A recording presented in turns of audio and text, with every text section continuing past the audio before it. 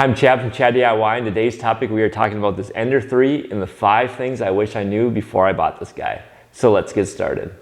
Now the number one thing I wish I knew before I bought this Ender 3 is how to level the bed. Now that sounds like an easy thing enough to do, is keep a level bed. Well, when you're first starting off, it's really not. And I'm guessing if you're interested in Ender 3, this very well could be your first 3D printer ever. And one of the key features it doesn't have is a self-leveling bed. Now what this means is you have to level the bed yourself. And when you're first starting off, for whatever reason, at least for me, knowing what way to turn these knobs was so confusing. Like I know righty tighty, lefty loosey, yeah, but for some reason when you're actually watching the print go and you're trying to level it at the same time, it got really confusing for me. Another thing I ran into issues is with this limit switch. I didn't have it exactly in the right location.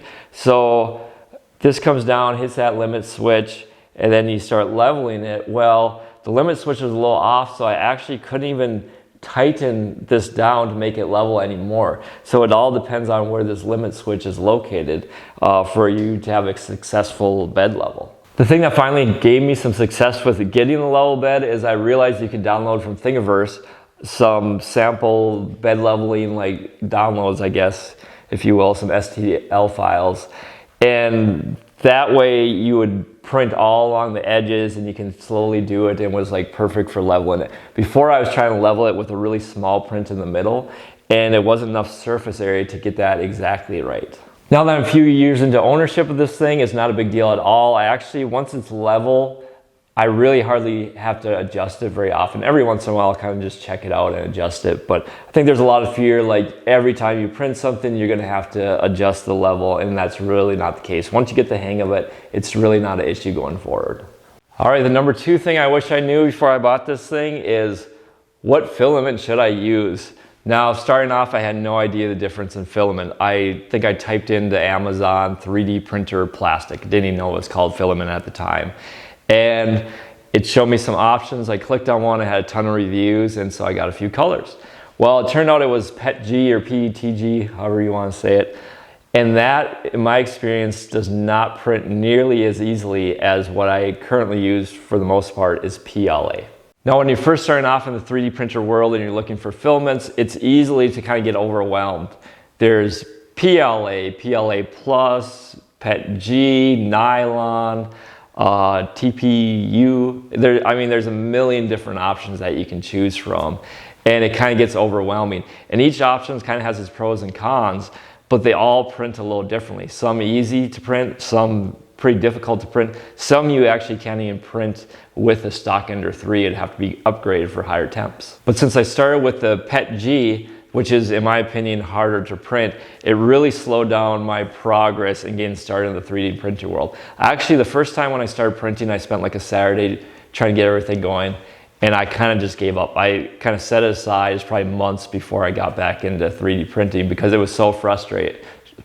The leveling the bed, I couldn't get the material to stick. I was just having all kinds of issues, and I thought this, I watched YouTube videos and make it seem easy. Well, this is way over my head, and I just kind of gave up for a little while, but I'm glad I got back into it eventually. So that being said, if you are new to the 3D printing world, I highly suggest you stick with the PLA. I get Overture, I think it's called, from Amazon. It's worked out pretty well for me. It's pretty inexpensive. They got a million different colors. That's kind of my go-to. Filament, it's easy to print. The temperatures are a lot more forgiving when you're dialing those in. So this is what I highly recommend starting off. All right, the number 3 thing I wish I knew before I got my Ender 3 is how to get my prints to stick properly. Now this is kind of piggybacking on the first 2 topics with the filament and the bed leveling, but I just had the hardest time trying to get the prints to stick at first. I did a lot of research, I tried a lot of things. Each Overture filament comes with its own little like printing thing. I was trying that. Sometimes it would stick. A lot of times it actually, if I embed it too well, or probably had the temperatures wrong, it would stick too well. So I would be trying to peel it off and it would actually become embedded. Like you couldn't use these sheets over and over. Like it would ruin the sheets that you're trying to print on. One thing I did try too is I upgraded to like a magnetic bed. This is something like it would stick magnetically. You could peel it off. I see like more of the high-end printers kind of use this technology, it seemed. And I was having the same issues where usually it was sticking too well and was so hard to get off the print, it just kind of, it just didn't seem right. So what I finally went to is I got a glass bed. Now, what this glass bed did is I sprayed it with hairspray. They recommended that on YouTube, I think I saw. And so I'd spray it with hairspray, and the glass bed, it was holding really well, but then it would, once the bed cooled down, it would release the print. So I could just go and grab it really easily. And that's what I've had the most success with, is the glass bed. The only negative I'd say with the glass bed is, if you call it a negative, is it leaves like a super glossy finish on the print surface. So usually that hasn't been an issue with my prints at all, but it looks very different compared to the rest of the print, the bottom where it sticks to that glass. So if that's an issue for you, this type of surface leaves a more, I don't know, natural looking finish on the bottom. So sometimes you might have to still go with that. But overall, glass bed, highly recommended. I'll provide a link with the one I use down below as well. All right, the fourth thing I wish I knew before I bought the Ender 3 really doesn't have to do with the Ender 3 specifically, it just has to do with 3D printing in general, is the software side of things. Now, when it comes down to it, a 3D printer is just a tool, and it's really only as good as the file you're sending to the tool. And that was a whole nother side of things. So the first thing I did was download Cura and get a slicer program. Now I had no idea what a slicer program even was. STL files. I didn't know anything in the 3D printer world. So you start figuring that out as you go along. So download Cura, and then went to Thingiverse and started getting some files to print. Now, it's pretty simple downloading those, putting them in Cura, but there's a lot of settings, especially temperature settings when you're first starting off, that get a little confusing. Now, when you do get your filament, it's going to have recommended temperature settings that you can type into Cura. I think it also has some like PLA, kind of some generic settings that to me didn't work that great for the stuff I was using. I had to customize it. But so the temperature settings are really important. But there's also things like infill, what percentage you're going to do that, fan speed. I mean, there's a million settings. You can decide what design it prints in, if that's the right word. It can go faster if you want to make it stronger. Or there's so many customizable settings in the software itself just to print that was a little overwhelming at first. There's definitely a learning curve on that. The next big learning curve, of course, is it's easy to download things from Thingiverse and things that people already created and print yourself. You know, that's once you get going with Cura, that's not too bad. But even a bigger learning curve is designing your own things. And if you get a 3D printer, eventually you're going to say, hey, I want like this little bracket, or I want something that's custom that you're going to have to design yourself. And the program I went with is Fusion 360. Now, Fusion 360, it's free for personal use, I think. It's really more confusing now how to download it for free. Like, you go on their website, and I feel like it's all like paid monthly or yearly. But there is a free version that you can still get as of to date. So that's nice. You don't have to pay for it if it's just for hobby use. And it's a really powerful program. There's so much you can do with it. And for me, the learning curve was pretty good.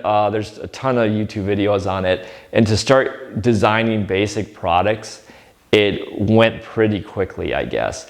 Now, doing more complex stuff, it'd probably take a lifetime to learn Fusion 360, really. There's so much to it. But just, especially if you're doing square, like just basic brackets and stuff, you can get those designed fairly quickly with a limited amount of learning curve involved with that. So that being said, I definitely start off with Thingiverse files and just get familiar with Cura and getting the print settings right.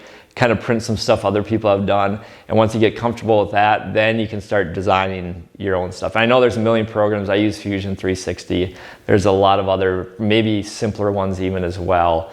But the nice thing about Fusion 360 is I don't think you're ever going to be limited by it, probably for most people. You know, some of the other programs I think are a little bit more basic, but you might be limited in the future. So that's why I kind of tried to dig in on Fusion 360, because I knew it was going to be future-proof for my prints. All right, the fifth and final thing I wish I knew before I got the Ender 3 is how long the prints actually take. Now, my limited research I did before I got my Ender 3, nowhere did I see just how long it takes to make a print. I guess I just had no idea. So the first time I loaded up it in Cura and I was ready to move my file to the 3D printer, I saw, I don't know, I was making this little item. It was going to take like 6 hours to print.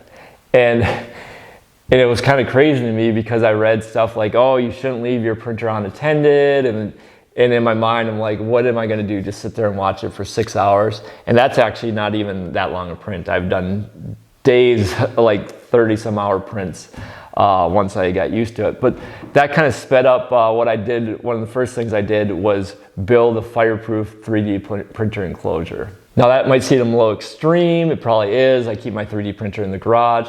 It also really helps, the enclosure kind of keeps the temperatures in, especially when it's colder.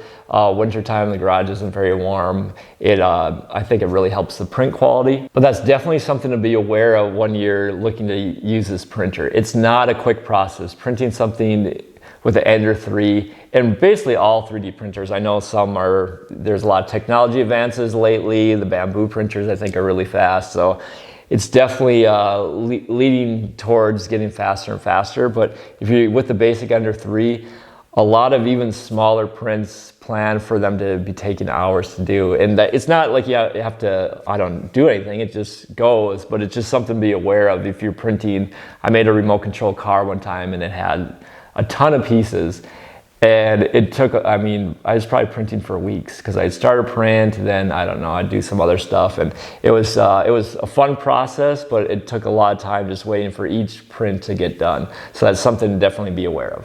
All right, wrapping this up, I highly recommend Ender 3. I love this thing. I know I was kind of telling all maybe the negative things about it, but really at this price point, if you're new to 3D printing, or even if, I've been doing it for a while now and I bought a second Ender 3, I have 2 of them just because I like this so much. And for that price, you can't beat it really anywhere else.